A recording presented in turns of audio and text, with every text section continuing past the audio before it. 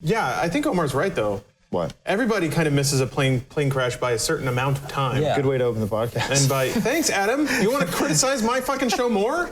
God, we're gonna open with that right away. It's the communities show. This is the new shtick we do, right? Where like I lampoon you and you go into the whole thing. That And the then tension between Adam and Lawrence? Yeah, oh boy. It's palpable. And then I liked it too, where people were like, man, Lawrence is so salty. And then the demo disc comes out like, Lawrence saved the day. And I was like, which one is it? No, they hated me. I wasn't James. I need to be more James. You were That's not what I super saw. funny in that episode. By the way. I watched it and I laughed. Yeah. Should we introduce our guest? Yes, we should. James. Hi, I'm James. This is James. James Williams is here today. Nice to meet you. I'm trying to make this. This is more important. All right. We'll do the real introduction. No, we have Charlie, aka Critical, here today. Yo. Charlie. How are you? Hi. So yeah, we were talking about plane flights and yours. We were talking about plane crashes, which is great because you have a phobia of planes. Very much so, yeah. So let's continue talking about that. You don't have to do an ad read, do you? Did you know that when the plane crashes, most people are still the actual fuselage is built well enough that most people are still alive after the plane hits the ground. That's great. They either drown because the whole thing fills with water, or fire just consumes it and then you burn to death. God, I love That's both. generally how it I happens. actually hear a lot of it happens from suffocation because there was a plane crash that happened. Everyone survived, but one of the guys who was inspecting it didn't check that the oxygen mask went down. Everyone just suffocated and died. There you go. So Fight Club was wrong all along. If I get on a plane crash, I'd love this. Remember they said it's just for the oxygen to make you high? Anyway, welcome to Terrifying Bowl of Dude Soup. Welcome. We have a special guest. Hopefully our audio doesn't sound like shit this week. We'll see. We'll see. We'll see. Doom is out, except for some reason it's hanging on the title logo. That happens. This episode is sponsored by Blue Apron, which is fucking awesome. We'll hear more about that in a second. I have many culinary adventures to share with you guys, which mostly, there you go. It's yours now. You can go to blueapron.com/dudesoup for 2 free meals with free shipping, but we'll hear more about that in a second. So first of all, planes.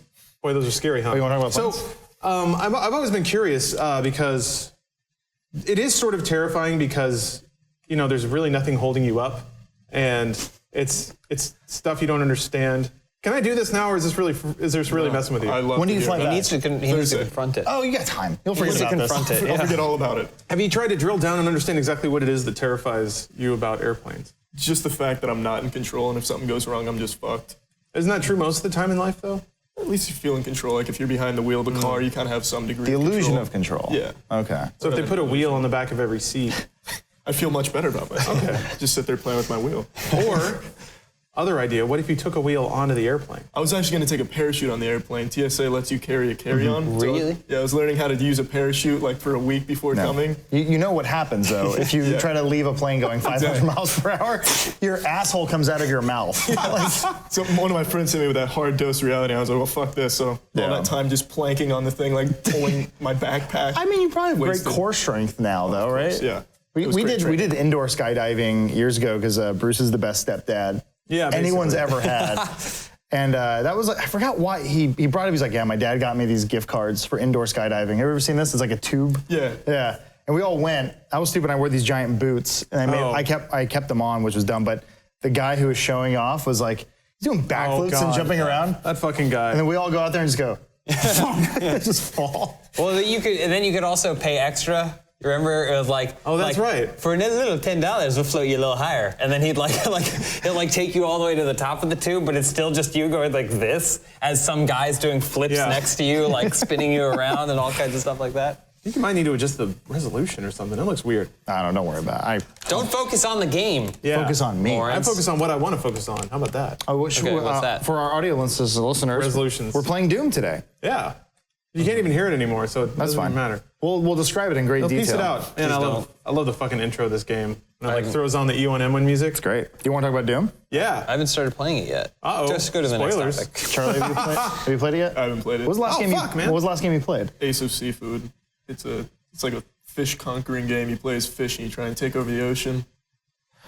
We're playing the wrong game. Sounds like Put that on. Sounds like what was it? What's the fucking I don't know. What? The one where you have to absorb balls that have words on them? IO, Slither-O, or the other Yeah, IO? Itch.io is the new one that I haven't played yet. Okay. I thought Slither-O was the new one. Well, what I find fascinating about this week in video gaming, come on, man. I feel like a Polygon reviewer right now. We both got there. He wasn't a reviewer. oh, whatever. It was somebody who. Controls hard.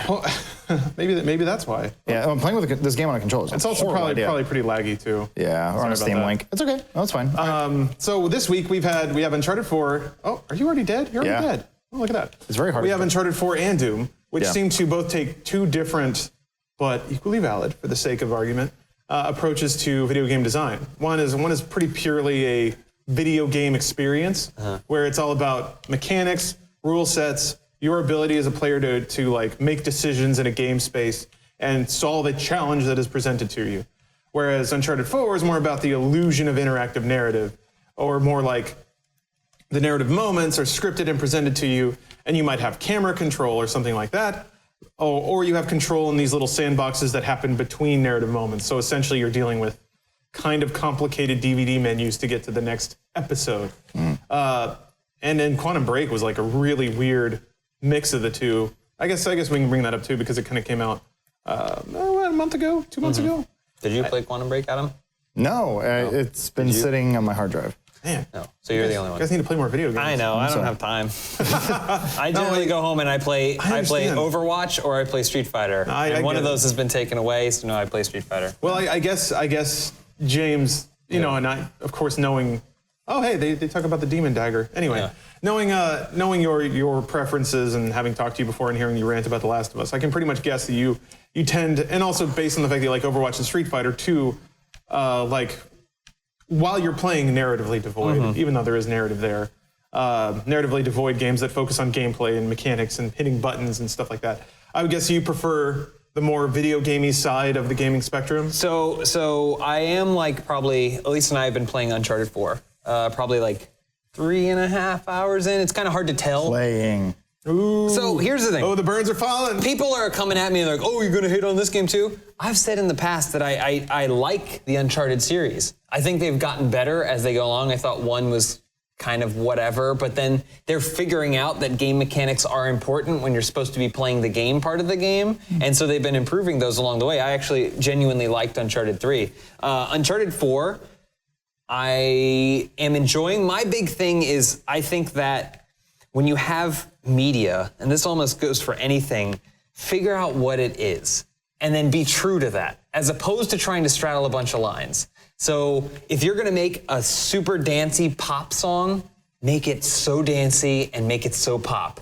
Don't mix R&B elements into it if it's going to betray the dancey and pop of the rest of it. So like stuff like narrative in gaming is fine with me. I genuinely like the Telltale games, like The Walking Dead Season 1 and Season 2 and the Game of Thrones game. They're all really, really, really fun. And I really like them, but it's because they just double down on narrative. They're like, it's gonna be narrative, we're gonna write a really cool story, and all we're asking you to do is kind of participate in that story. When you get into a situation where it's kind of 65% narrative and then 35% kind of a game, that's when I get frustrated. And the worst example, forget about Last of Us, that's kind of just a joke now at this point that I hate it. I played through the whole game, which is more than I could say for Beyond Two Souls, right? Which is, it's just a disaster as far as I'm concerned of what is it? Is it a movie or whatever? I think the problem with those situations, you get into a thing where you're not telling a great narrative because it doesn't have a true narrative structure. So like there's really long scenes. It could be a well-written scene, but like even in Uncharted 4, there's some sequences in the beginning that I'm like checking my watch.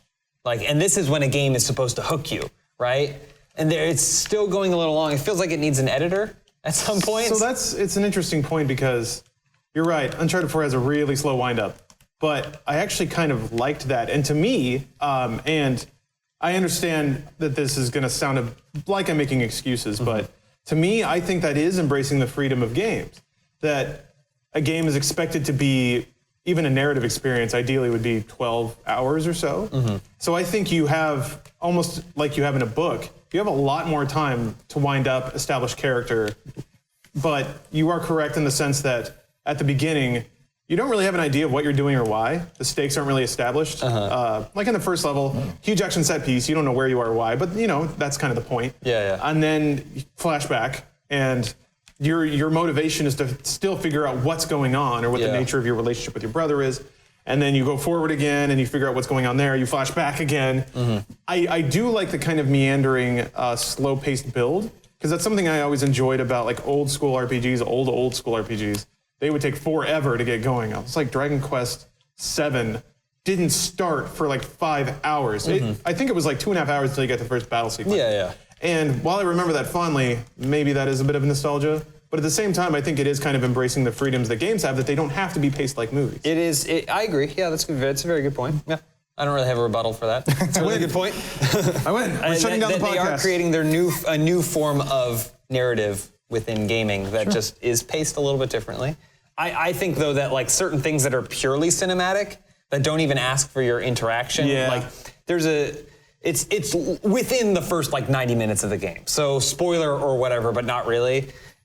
It's like, when he's home and he's with Elena and they play Crash Bandicoot, and then they talk, and they continue talking, and then it's like weirdly long. I don't know, man. I was clenching my teeth throughout all that, because I've been through that kind of thing where people just grow apart and it's obvious, but neither person really knows it yet. So I thought they nailed that scene in that regard, and that was like really that was pretty harrowing for me. I thought it could have been. I think that films have editors that sometimes will go in and they'll be like third party and they're like, we don't need all this. But I think in a game, when you've constructed so much around it and you've built so many elements that are built into it, you're less likely to go like, this isn't necessary for the narrative. But again, it could just be a new pace of narrative storytelling that I'm not used to. I was thinking this is a good week to have multiple platforms, because I went from Uncharted for like a week. I've been just kind of slogging through it, but also at the same time because I don't want to burn myself out. But then Doom came out like on Friday, and I started it, like we had like a light day, and I started it, and I couldn't put it down for 2 days. And then I played it again, and I was just like, shit, dude. Oh, you skipped up difficulty? Yeah, I scaled the difficulty. I'm really excited to do a nightmare run of this game. I'm playing on ultra violence, and it's fun, but after you get a few upgrades, it gets pretty easy. You can enjoy both. That's what I'm saying, though. Is like now I'm looking forward to going back to Uncharted and like kind of taking a break, because it is a differently paced game. But fuck me, this game is rad. I'm actually just getting excited. Even playing, it's hard to play with a controller right now on PC. Yeah. That's we tried to come up with some kind of like. We were talking about having some kind of tray with a mouse and keyboard out here. No. I ultimately shelved that one. So how about you, Charlie? Where do you trend on gaming predilections? I don't have anything meaningful to contribute to the argument. I just like games where I play as fish and take over the sea. Well, I mean, then that seems to be file under the non-narrative, cinematic type of game. I was always like kind of curious what your process is for finding like kind of the weird, obscure stuff. Because I remember the first video of yours I saw was the weird Japanese baseball pitching one. And that was fucking awesome. It was super glitched out. And he kept doing like weird backflips and stuff. Is that just that game, or do you have to fuck it up? It's the game. You can design your own pitching techniques. I didn't know that. Fantastic. We tried playing it, and then we're like, this is all in Japanese. We can't figure this out. But like, do people typically send you stuff, or do you like seek this stuff out? I usually look for it because it's what I genuinely like to play. I like really weird things. I love weird movies. I love dirt factories. Yeah, just really objectively shit products. I love to play them or watch them or listen to them. I don't know if you listen to Cole the Rapper, but he has a fantastic single called "I Eat Shit," and those are that's the kind of music I like to listen to as well. I just really have a passion. It's like Wesley Willis back in the day. I'm have you ever heard of the Frogs? I've not heard of the Frogs. Look them up, man. It sounds like it's your cup of tea. The Frogs, I don't know if shit is the right word, but they're like, they have a song called "Where's Jerry Lewis?" And it's just like someone singing about Jerry. It's all like weird folksy stuff, but he's singing about like a Jerry Lewis, telethon. Right. Like where's Jerry Lewis? There's a cripple on the stage. Toss him a nickel or two. Like it's all just like really weird shit. And the guy, one of the lead singers, would wear bat wings when he performed. It was just like a real horror show, like a real fucked up thing. Have you ever listened to Wing? Like they had her on an episode of South Park. But Wing. Wing. Yeah. The she's like the Asian singer, or she's from New Zealand. She's Asian. Oh, she's real? All the time. What's that? Used to have her on K-Rock. Yeah, she's always on K-Rock. Wait, but I thought she's real? Oh, she's totally real. Fuck. Real? I thought she was a joke.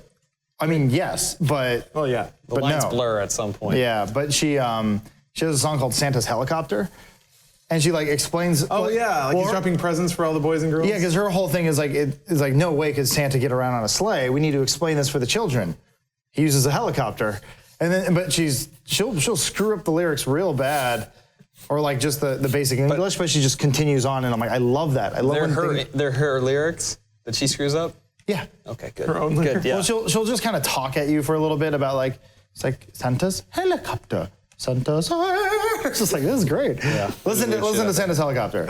Maybe he's got us a copyright strike for singing that. One more thing about the frogs before we move on from we're not moving on. Experimental shit music. That's great. I didn't work, but I had a friend who worked at the radio station in college, and they had a room this size filled with racks and racks of CDs.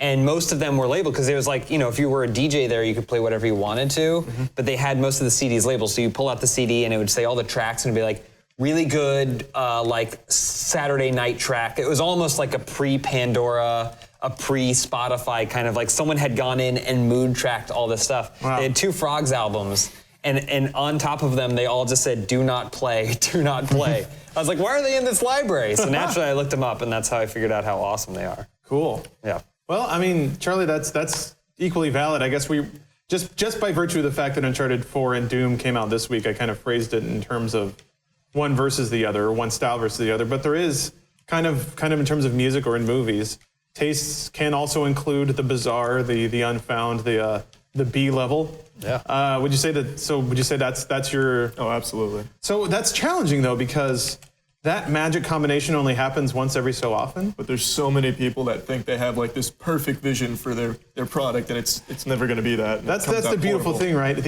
The soaring aspiration and the crushing reality of what became. And you can tell how much effort they put into it. They looked it back. They're like, oh, this is perfect, but really, it's just ass. Yeah, just real ass. Are you a Mystery Science Theater fan at all? Not too much. It seems like kind of your cup of tea. Like it's just people watching bad movies, making fun of them.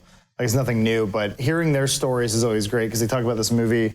I forget, it's like The Time Machine or something like that, like or Flying Time Machine or Time Chasers. That's what it's called. Oh yeah, Time Chasers. And it was like a Canadian like sci-fi movie, but the creators of the movie knew of Mystery Science Theater. They knew there was these guys who were making fun of movies, and they sent it to him and said, "We challenge you. Make fun of our film." And then you watch it, you're like, "Oh my God, it's so bad." Probably knowing sold that, more copies of that movie. 100%. Yeah, I only know about it because of that. But it's like that is the thing where you get so involved with your own project that you start to believe it's good, or you're like, "I did it. I finally made it." And those are the really good bad things. Like this episode of Dude Soup. Yes, just like this one. Every it's episode. Perfect. There was one of the favorite things that I like about Mystery Science Theater and about games or about media in general is when it becomes obvious to me that the person saw something at some point in their life, thought it was the coolest thing, got 3 years away from it, and then had this great idea for a new thing that is exactly that old thing. And then they try to make it again, except it's worse. So I can't count how many Mystery Science Theaters I've seen that are just bad remakes of Terminator or Predator or both. There's like that movie Deadly Prey that just has the dude in like cargo shorts running around in like the state park. Oh, and the dinosaurs are chasing him. I don't think there's dinosaurs in that one. I think it's just a combination of Rambo and Predator, because like the army's after him because he's an unstoppable kill machine and he's like out on the loose and wild. But by the end of it, he's like covered in mud and screaming just like in Predator. Yeah. Maybe there are dinosaurs. Fuck, I can't remember now. Is that with the fat dudes in the halfway house? Yeah. It's just. Here, I'll look up a picture. Sounds awesome. The dude is blonde and has like a giant mullet, and it's the best thing in the world. Yeah, I think you and Bruce watched it in your studio apartment a few years back. Oh, I think so. Yeah, those are good days. The best is when trash becomes real popular. Oh, like The Room? I was thinking more like Rocky Horror Picture Show. Oh, ouch. No, I'm not saying close to the bone there, No, James. I'm not saying Rocky Horror Picture Show is trash, but it is trashy. It is of that ilk. It is of the weird and not necessarily supposed to make sense. But it's funny because then you get copycats. Oh, yeah. So there was this one like mad genius, right, who comes up with a Rocky Horror Picture Show-esque idea and executes it such that it becomes a phenomenon. Right. And then other people that they're just mad, they don't have the genius part, they come afterwards and they try and recreate something. Yeah, but they do it intentionally, and that's the problem. Yeah. Oh, you don't do the little... Oh, that's weird. You don't pick up the man and... I guess it didn't happen. Oh, well. Don't focus on the game. Sorry. It's a good game. Focus on whatever the fuck I want, audio listeners. Thank you for listening. We love you. Jesus Christ. I usually fight for the audio listeners because I am an audio listener. I listen, like I was listening to Off Topic on the way here to make sure they're not talking shit about us. And they usually are. I was going to say, just assume that they are, and then you don't have to listen to them. Oh, yeah. It's weird how obsessed they are with us. So long, though. Jeez, just like all of their videos. Edit that shit down. I mean, that's us, though. Do you want to edit this? No. Well, there you go. I already edited it in half if we're talking about off-topic runtime. Jeez. See? And if they listen to this, they know we're talking shit about them. But they probably don't. How long is the Doom campaign? It depends. So I got through it in like 8 hours. Yeah, it's a bit of a weasel because I'm 10 hours and I'm not done with it. So it genuinely depends on what difficulty you're on and how much you want to explore the maps. The first map doesn't really make a good case for it because it's a little more linear. Yeah. But the levels really do get opened up, and there's a lot of like secret areas. And the way the map system works, it's basically the perfect system. Like when you're running through, it'll reveal areas around you in like a radius. So if you go back into the map, you can see, oh, there's this dark corner I didn't go to. You go over there, you open the map again, you see there's this like other platform up here. You're like, well, how the fuck do I get up there? You start looking around, you're like, oh, there's a vent here, I can crawl through that and find a secret area. So I've spent a good amount of time ferreting out all the little secrets and upgrades and stuff like that. So it's a good game. It depends, I guess, what difficulty you're on and how much you want to search around. If you're looking for just like a fun, like fast-paced first-person shooter, like this is so good. I mean, everyone's saying like comparing it to Wolfenstein. Yeah, it's similar but different. Wolfenstein's a little slower paced, a little more narrative.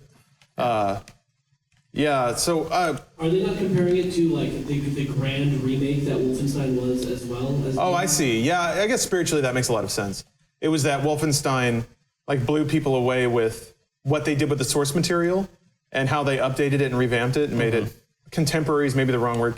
Contemporary can be interpreted in a lot of ways, but okay, that's a valid point. Yeah, in that case, I guess the analogy is accurate. But so skipping back a few beats, Charlie, what are some of your favorite kind of shitty games? Aside from the crazy baseball one where you can do backflips and turn into a human tornado.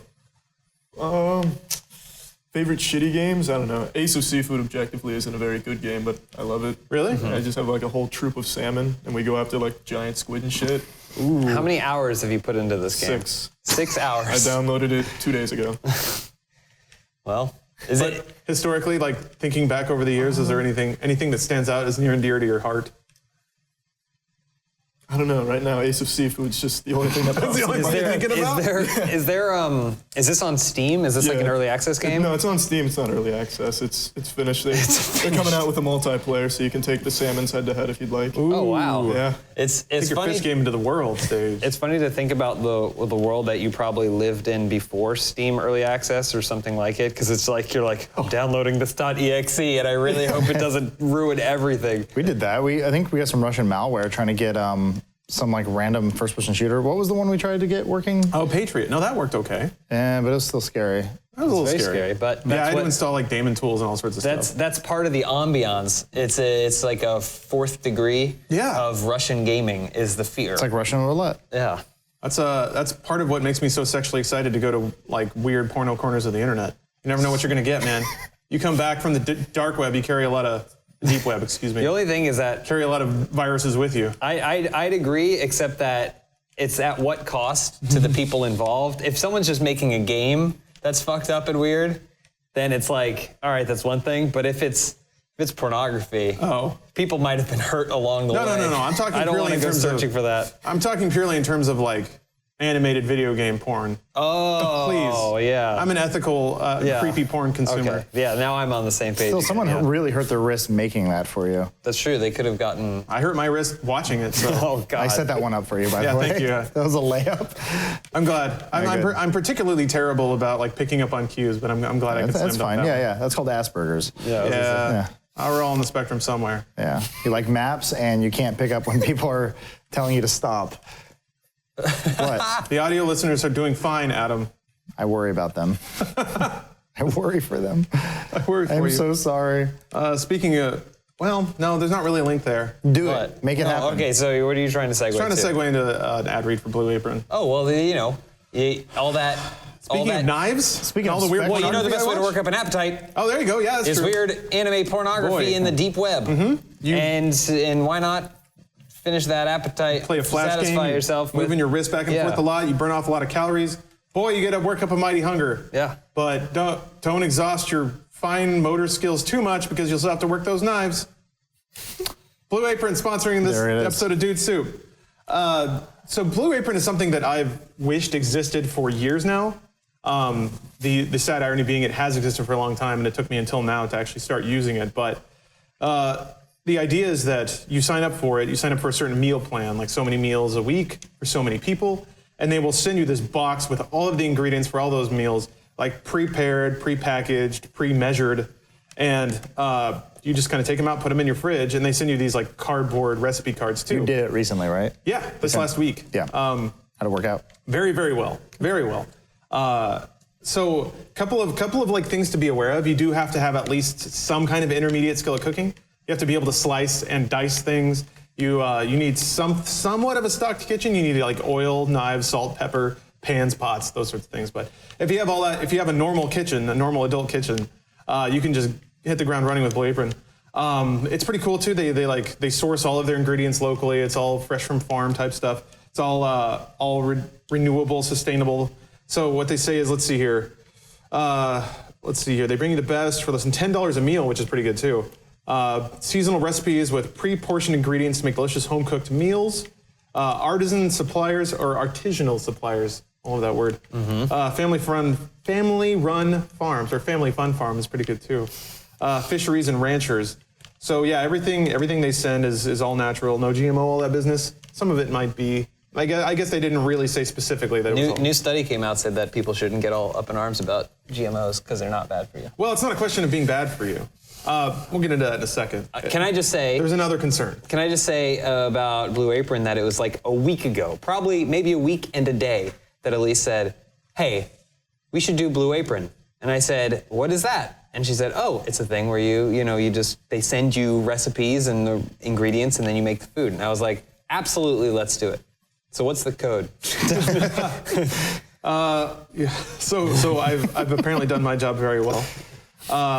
Oh yeah. Wait. One more anecdote. Okay. Got to build this up a little bit. So maybe you're concerned that cooking takes too long, or that it's too much effort, and that it's real easy to just drive to a drive-through. Well, let me tell you, something interesting happened over the weekend, James. Okay. So I was like, yeah, I'm hungry. I'm gonna start cooking our next meal, which was like pan-seared pork with mashed potatoes and collard greens, which was fucking awesome, by the way. So I started cooking, and Stephanie was like, you know what? I want to go to Chick-fil-A. I need those nuggets, is what she said. Okay. While she was like slapping her, she was like slapping her lap and crying. Okay. Nuggets. Yeah. As cavemen do. Yeah, basically once a week we have a nugget outbreak. So she basically left the apartment as soon as I started preparing. Like I was like chopping and shit. And by the time she got back, I had plated the food and it was already ready to go. So even though it is a bit of effort, it is like maybe 25, 30 minutes from prep to cook. And that's honestly about how long it takes to get in your car, drive to a drive-thru, come back home and eat. Yeah. So it really doesn't take longer than getting fast food. It's much healthier. Since all the stuff is pre-portioned, it's actually like reasonable portions, which is something I think maybe people don't understand about food as well. And then it's cheaper too, because it's $10 or less per serving once you price it all out. So it's one of the things that I often think is like, and this hit me the first time I played The Sims, which is stupid because it's like 20 years ago. I promise it's gonna lock up. But game players are so good at gaming at gaming games, I should say. They find out the ideal way to do things, and when they play life management games and they're managing somebody, Princess Maker or what have you, they're basically like, no, we're gonna make this the perfect Ubermensch. Like, you don't need to have fun right now, piss and get back in the gym. And when you're running somebody else that way, it's like, okay, so you make all the right decisions when it's abstracted from you. Yeah. When it comes to you, all you do is eat cotton candy and hot dogs. So it's always been interesting to me that even though gamers are really good about figuring out rules, they don't apply that to themselves. Maybe that's an unfair generalization. That's life. That's humanity. It's much harder when you're in your own body and you logically know the decision to make, but you're hungry. Yeah. Are you still doing the ad read, or are you yelling at me? I'm doing a little bit of both, to be honest. So yeah, let's get to that code. You can check out this week's menu because it changes every week. Get 2 meals free with free shipping by going to blueapron.com/soup. So Elise, do it. Elise, are you listening? She's not watching. Nobody Elise, watches this. Do it. Except for the audio listeners. So audio listeners only, Blueapron.com/soup. That's a joke. Everybody can use that. So please do. I've had a wonderful experience with it. I plan to keep using it. It's funny. I guess we're clear of ad read territory now, but I was actually already kind of doing that, but more wastefully and more time consuming. So what I would do is I would go on the internet. I would find like 4 or 5 recipes for the week. I'd make a shopping list and then I'd order it all from Amazon Fresh. And then I'd put out my bags. The problem is I just had to order in bulk. So I would have to order like a bag of carrots if I only needed one. And then I'd be stuck with a lot of carrots. I'd just eat them, but whatever. So it's cheaper. It's more efficient. All the packaging is recyclable, which makes me feel good about myself. Even though according to Adam, it's all a scam anyway. Well, he just says that they sort it. It doesn't matter how you put it away; they'll sort it eventually. Yeah. I think. Oh, recycling. Sorry, I was half listening. I genuinely like to cook, but the biggest hurdle is you walk into the kitchen and you have like pieces. It's as though you have you want to do one puzzle and you have the cover of the box, but all the pieces are in one room mixed with 4 other puzzles. Yeah. And so the first part is like, all right, I guess I have to go through and figure out which puzzle I'm going to do. Yeah, get all the pieces together. But if there's a box that arrives, I like that. There's a box, and man, they basically for all the little stuff, it comes in like a little bag, so it's already pre-sorted. And then it's just like a bunch of little squeeze tubes and stuff. Oh, it's so What great. about you, Charlie? What kind of weird shit do you like to eat? Yeah. Well, I can't cook, so I don't know shit about Blue Apron or anything. Only salmon. Speaking of salmon, Ace of Seafood's on sale. Oh, it is? Ooh. Check. Oh, they're going to talk about how we're running out of fish. Sad. Oh yeah, there's also that. Yeah, there's like a fish shortage. But we can't. And I think about that every time I eat farm raised, man. I only eat like a bite of salmon and then just throw it away. I don't know why I do that. Yeah, it it's doesn't weird. bring it back to life. You just lick it. I mean, it can be done with you. It can be farm raised salmon. Wild caught salmon is the problem. I mean, it may not be a problem. I'm thoroughly ignorant about this issue, but I do know overfishing is a problem, or at least that's what I'm told. Just eat dolphin. Shit's I was in the Florida Keys. Oh yeah, you're on last vacation week. last week. I was on vacation. You thought it was a wedding. I thought we kicked you off the podcast and off the demo disc. Well, sometimes I'm people too gotta- opinionated. Well, some people gotta take a break.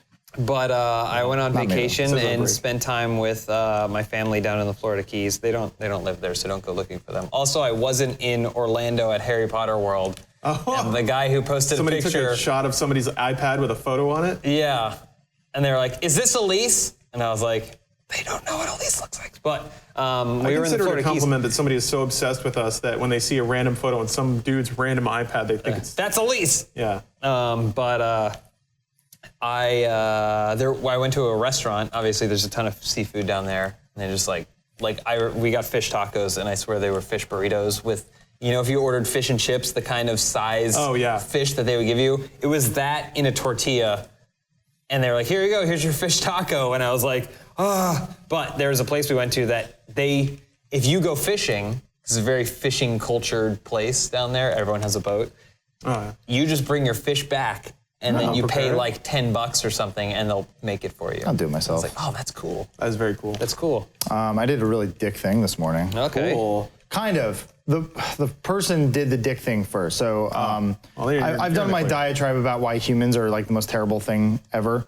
Well, do it again. I don't remember this. Well, one. people cannot be bothered to clean up their own shit. Oh, sure, yeah. And that includes like office spaces where people can't clean up the toilet. They'll just piss on the seat and Boy, the bathrooms here are a fucking war zone. Yeah, moving on. Not to shit on your point, pun intended. Hey, but do your cats clean out their own litter box? Boom. No, not at all. No, this is where it's worse. Cats are not sentient. But that's the thing. I expect that out of cats, and actually, in a lot of ways, my cats are cleaner than most humans.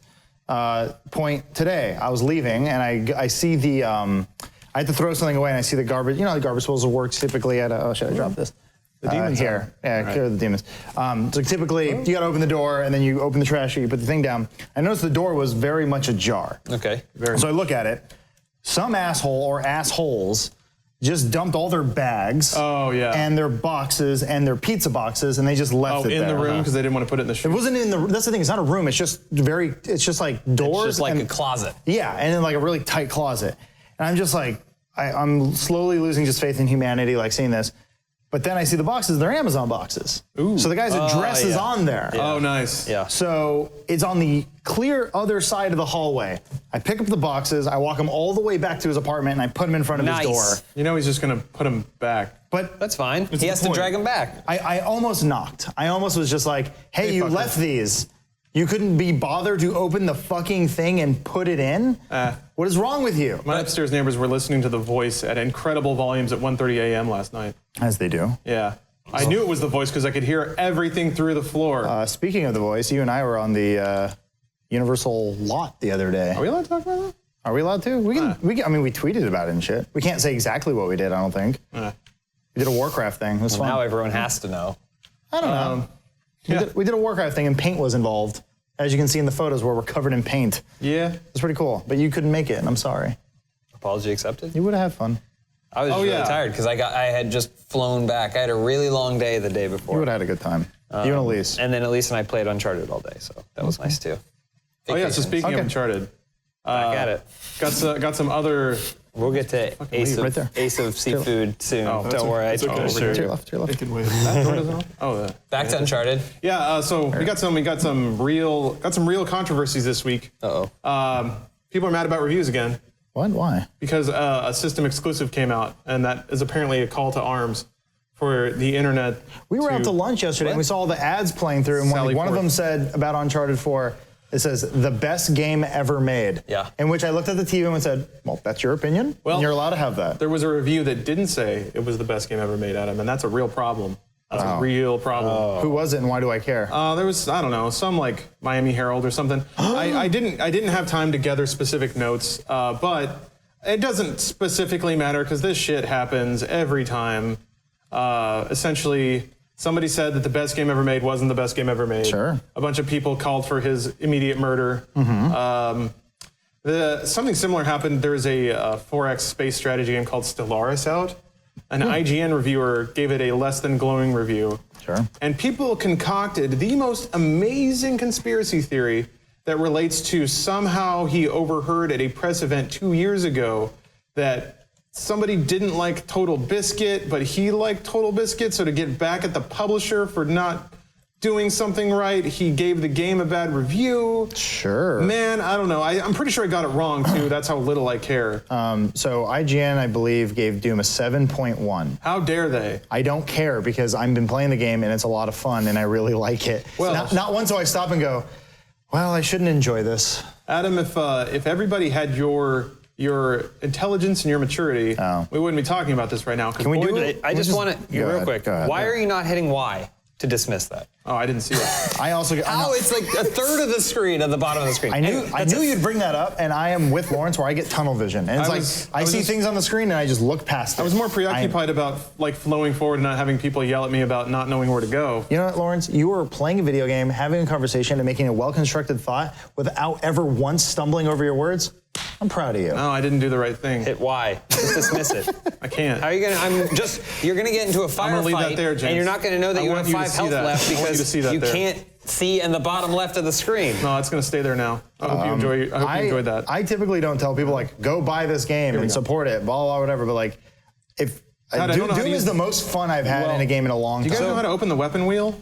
No. I'm still trying to figure that out. So why? I will say this. That sucks, and who cares about what an IGN review, what one person thought of a game that, like, who cares? But I guess there is a side of things where I wonder if that review will prevent people from buying it, and this is not just some sort of like, well, to their credit, the publisher indie game that.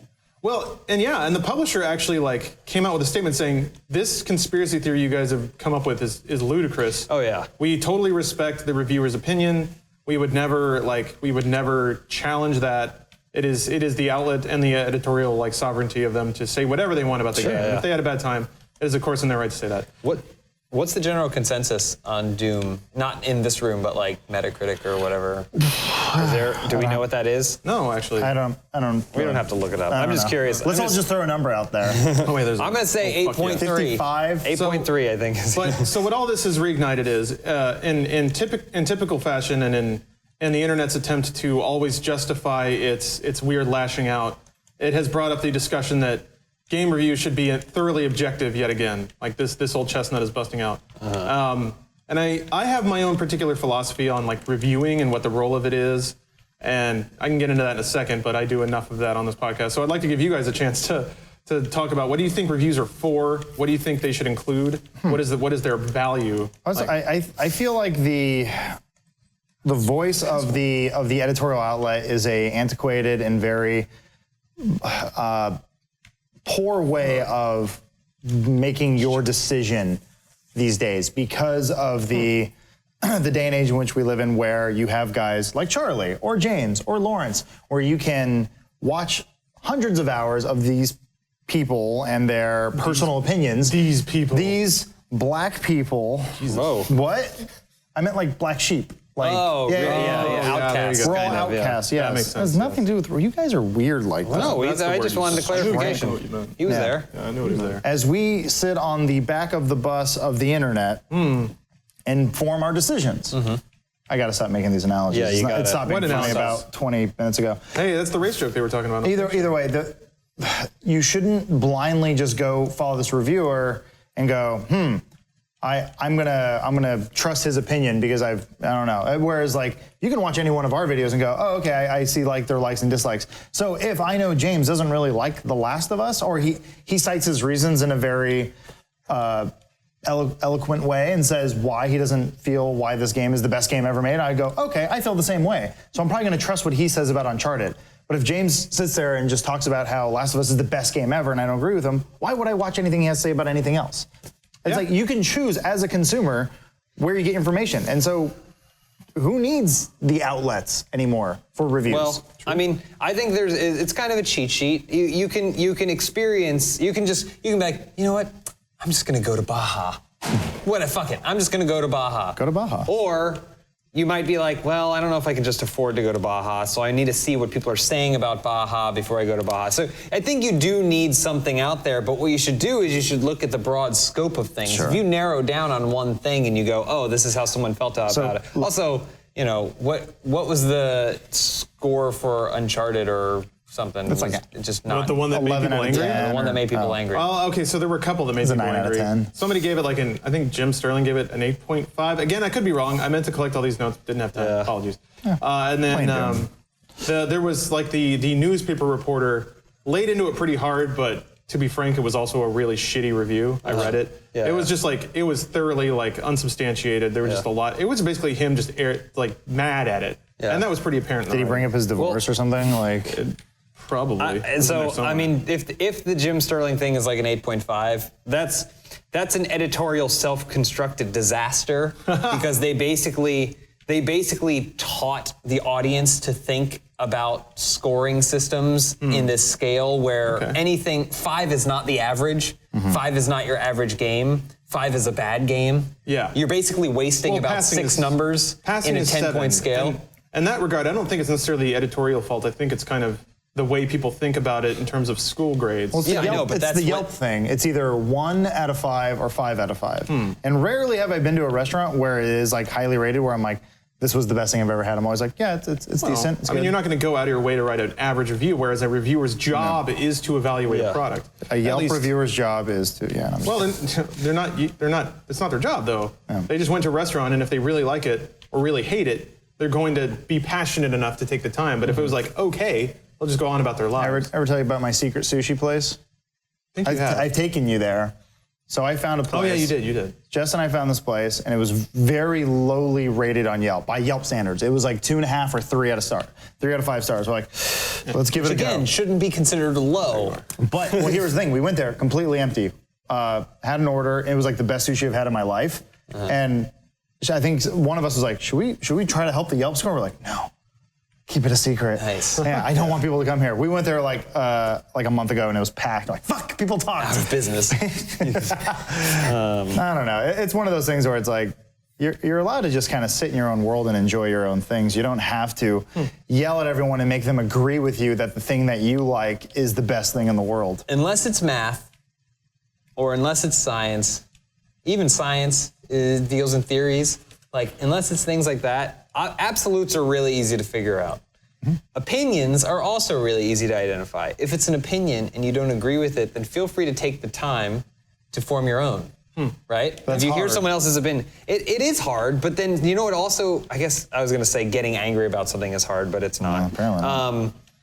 you can just take that energy and instead of writing a Tumblr post or whatever about how you disagree with this reviewer who I assure you had never heard of until someone else linked you this article or whatever, then just go play the game and then decide for yourself if you like it or not. Also, it's not going to affect the sales. The game's going to fucking do gangbusters. It's fine. That should not ever be your concern. Yeah. It's a weird thing where you see like, a product. well, it's like the Marvel versus DC nerds, which I'm, proudly a part of.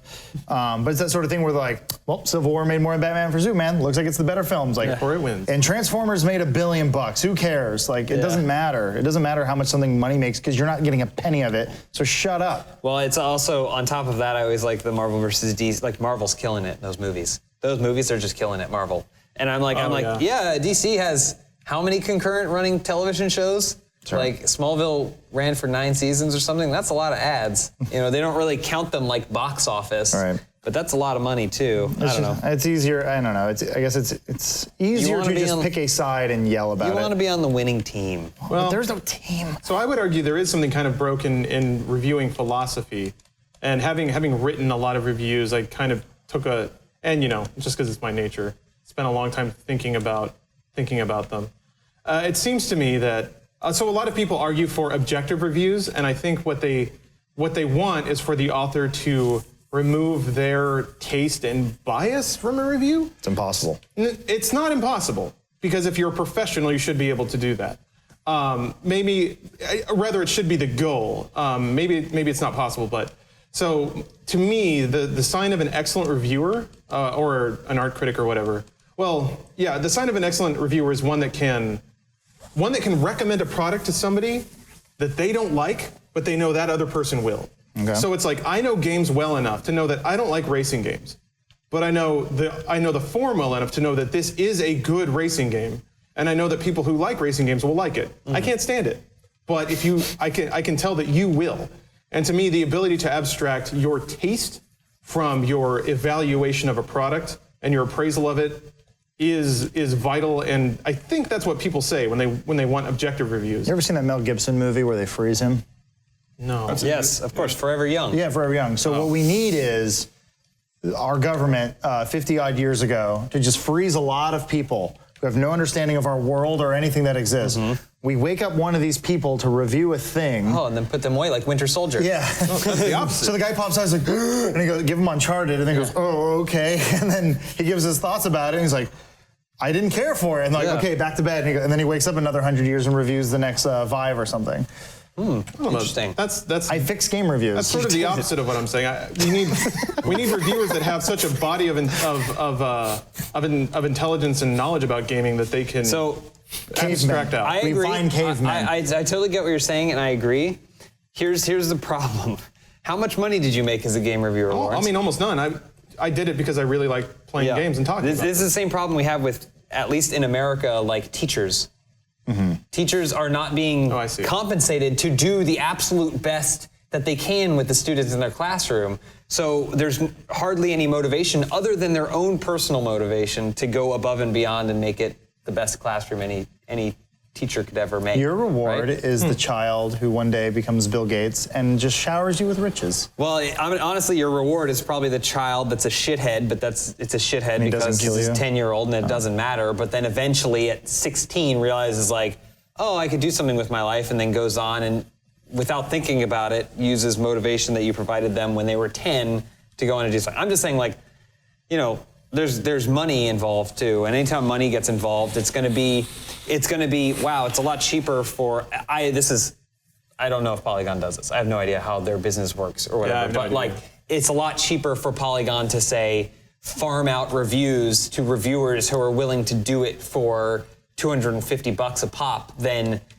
have the greatest reviewer who commands a salary and health insurance and stuff like that, who is not only passionate about reviewing games, but also, like, is well compensated for it. No, that's a really good point. So, I mean, money complicates things. It's. What we're saying, Charlie, is you're replaceable. Yeah. So thanks for coming. Can you remove yourself from the Ace of Seafood review? God. I did have a question. You've lived in Florida your whole life? Yeah. What's that like?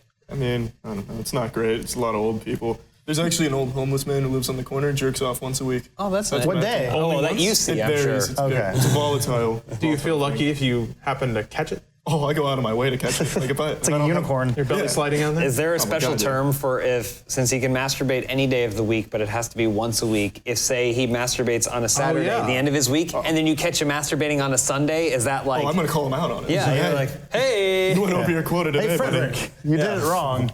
I assume his name is Frederick. He's a game reviewer. Yeah. So He's out of his job. I forgot. I think you and I Uncharted were- sucked. Nah. So for some reason, Florida came up in a discussion earlier, and we were talking about it because, like, as a kid growing up, my world of Florida was just Miami. I was like, what a perfect little world, like beautiful sand. And then, like, as I got older, I remember I saw Orlando. I'm like, it's just a swamp.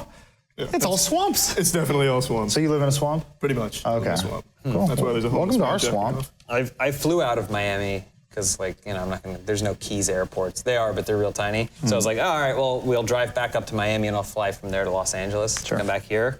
But my only request was that there was enough time in our travel that I could get to Miami and then also drive to the building that is supposed to be the place for the birdcage club. So I did that. That was a lot of build-up. But it was literally just right. like get there and then go out of the way and then drive down that little street. Miami, I've never really spent a lot of time in Miami, but I wish it was a little bit more. I wish more of the population of Miami were like dudes in really tiny bathing trunks, rollerblading that are really ripped and kind of have Like a boombox over one shoulder? Listening to... That's what I want my Miami to be. Okay. You pull over the one Cuban guy, you're like, can you put this on? Yeah. Thank you. And then he takes off his shirt and I'm like, no! Your wife's just Not ripped enough. Elisa's on her phone just... So can it be ripped dudes and other dudes wearing like Tommy Bahama t-shirts or like button-ups and like a straw I only hat? want beautiful people in Miami. No beautiful people? Only beautiful people okay. in very little clothing. That's the Miami I dream of when I go to sleep. And then the rest of Florida is just fat, doughy old just people? a trash hole, shit. trash park. trailer Okay, park. that makes sense. Boy, man. Disney World is it's a colorful melting pot of folk with a capital F. Did I say land? I meant world. You said world. Oh, thank God. I mix those up all the time, which is great when you're dating a Disney fanatic. She loves that. Can't get enough of that. Of Disney? Yeah, Disney well, World? no, just Or me Disney folks? getting Disney things wrong. Because boy, do I not Like care. chicken nuggets again. Yeah. You've upset me. She opens her mouth and I just like flick a nugget in there. Jess sent me a video. I send it to you, but they have. Are you familiar with Tron? The world of Tron. Shit, man. They have a light cycle ride in Shanghai. I keep saying this. China gets all the cool stuff. Only now though. They get all the fucking pollution. Like for a long Worth time, it? those I don't know, Disney man. worlds were shitty. So worth it. I don't know. Anyway, What's the weapon mod gun button? Is it Y? I don't know. dear I audio. is dismissed. That's all I know. There it is. It's up. It's up on the D-pad. I figured it out. Michael good. and Lindsay went to Harry Potter World. Okay, so and didn't even say hello. I'm slightly upset at Barbara, John, and Michael and Lindsay. Boy, airing of grievances. That's a 4 lot of people. Well, because I see on Twitter, they're like, oh, we're Harry Potter World. I'm like, they must be in Florida. They never even stopped yeah, to that's contact right. any one of us and say hi. were Did no. John and Barbara go to Harry Potter World as well? No, but they're in town. Oh, well then, that's different. No, I get the. They all hung out with Joel, though. There was a moment- There were all these pictures with Joel. I was like, what? Yeah. Is Joel at the airport picking these people up? Like, what's happening? There was a moment where I did see the Michael and Lindsay like, hey, we're here at Universal Studios. Yeah. And then Elise goes, I think they're in Los Angeles, and I'm like, no, we would have known. But they were totally here. Yeah. Didn't even bother to say hi. Oh, well, Like, they okay. got shit to do. I wouldn't say hi either. See Joel. I traveled to Austin for Austin land. To be fair, I and I would. never say hi. I always say hi. I try to make time for everyone. I promised Jack and Katie I would spend time with them next time. Okay, that's nice of you. Oh, speaking of which, we need to play the Harry Potter board game with Jack and Katie. Not you. That's a board game? None of you are involved. Sorry. They have a clue. Harry Potter. Oh, that's clue. right, And yeah. the walls rotate, and it's really fun. I'm trying to think of what could be less of a dick move than bringing something. I'm saying, oh, I need to do this thing, but none of you are involved. Reminder. What about taking your trash to the trash closet and then dumping it in there with no regard for? What who's about gonna giving find Uncharted 4 a bad review? By bad, I mean less than 9. Here's the thing. If I were to review Uncharted, fuckers. I'd probably give it like a solid 7. Ooh, solid. But I don't believe in numbers because I think they're stupid. But You hear that, listeners? Give Adam give him 2 barrels. It's just funny because but it's not a game for me. Doom is a game for me. Doom is a game that moves forward. The part where you're in the room and there was the guy talking and the door wouldn't open, drives me insane. That was long. There was a part that's the longest non-interactive part of the game though. So that's there was a part in Uncharted where my controller turned off because the cutscene was going so long. That happened to me in Metal Gear Solid 4 twice during the last segment. My TV went into power saving mode more than once. This Uncharted 4, which again, only about 3.5 hours in, and I am enjoying it. I'm like, I'll probably go home and play tonight if there's time. But it does some things that I really don't like, where there's a cutscene and then it gives you back control of the game, but it's just so that way you can walk at a specific pace to the next cutscene. Some of that stuff, I'm like, I just throw it into the whole cutscene. You don't need to remind me that I'm playing a game. And I with that said, I enjoy the cutscenes, but it's almost like I almost rather just watch the Uncharted movie. That'd be kind of cool. I'd be okay with that because I'm like, it looks beautiful, it's well written, it's fun. But for some reason, I don't know if I have a narcolepsy problem or something, but I fall asleep during certain games if I was telling James yesterday I was playing Marvel Puzzle Quest and I started leveling up Storm and I fell asleep with my finger on the button. Yeah. Awesome. And I ran out of ISO and I was like, oh shit. I do like every single time a new Uncharted comes out because, obviously things change, but I think of all the people that said when Uncharted 1 came out, they were like, well, that's it. The best game has been made. And I'm like, I don't know. I think games could be better than this. Nope. But even Naughty Dog seems to understand. Naughty Dog releases the best game that they can make, but then you could see every single Uncharted. The next one comes out and they're like, we could have gotten those gun mechanics better. We could have created better diversity. There has to be a reason to pick the AK-47 over the pistol, right? And even in Uncharted 4 is probably the most obvious of it, where it's climb to the top of that mountain. And it's a whole wall that you can climb as opposed to the one path that Drake can actually maneuver through. Because clearly they were like, okay, there's room here where we can figure out to allow the players to experience it in their own way as opposed to one specific pattern. It is expertly paced, I will say that. But the pace is a little slow for me, personally. We'll see a good reviewer. Something? I said, okay, Google. Oh, jeez. Don't ask us. And I would argue that a good reviewer could... What's the Metacritic score? I'm not going to let you do it. Could abstract their personal taste out and find a way to articulate to those who are interested in it whether or not they would like it. I guess my problem is if you are the type of person who just heard me say, yeah, I'm not crazy about the pacing of Uncharted, and you got upset, take a very close look at your life and why that bothers you. Because it shouldn't. It really shouldn't. But I mean, there's a lot of things that shouldn't happen in this world. I am just a person, and you might think to yourself, oh, but you're someone who, I thought we were friends. I thought I've watched thousands of hours of your videos, and you always said the things I thought you would say. It's like, but that's okay. We're different people. Be yourself. Somebody left a really long comment saying that the Dude Soup podcast is just an hour of people saying it's okay to have opinions. It's okay. It's fine. I tried not to this week, but I always end up going into that because, well, also I didn't want to get into this, but we are getting to this point now where I'm a little scared. I was a little afraid of this happening in the early days. Gamergated?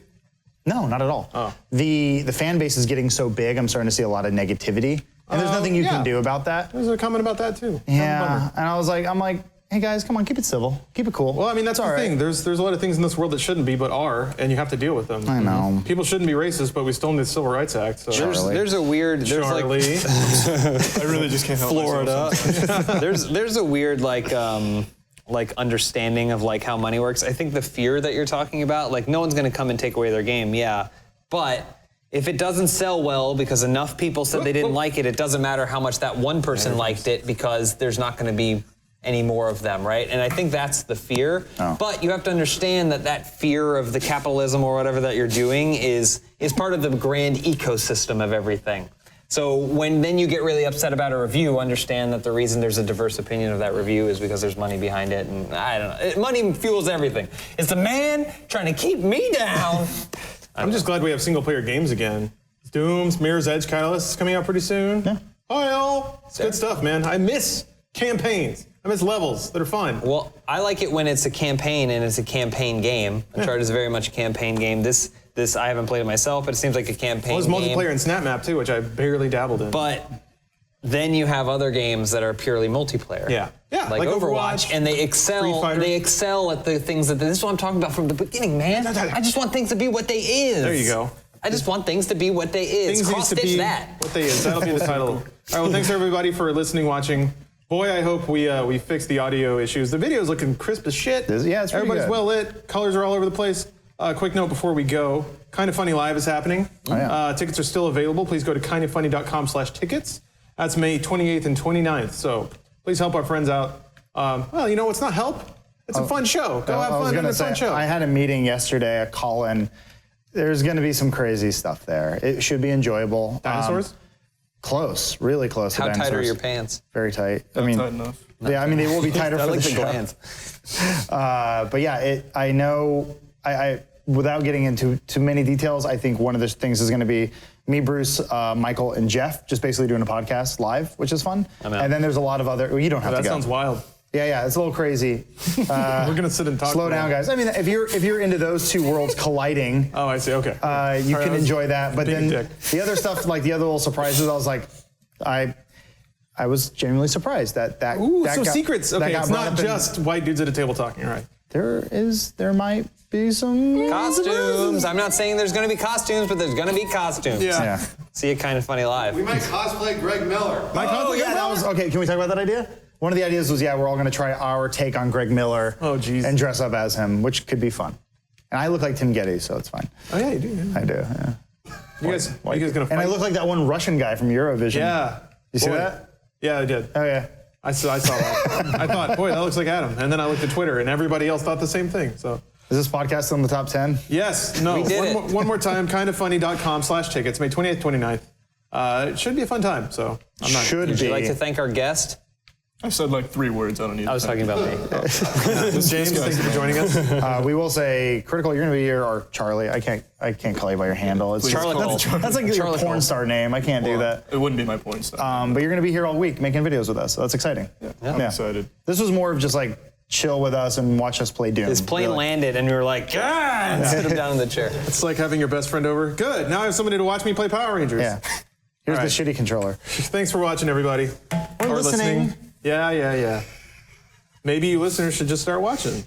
Just start that. I like that the slogan for this show is yeah.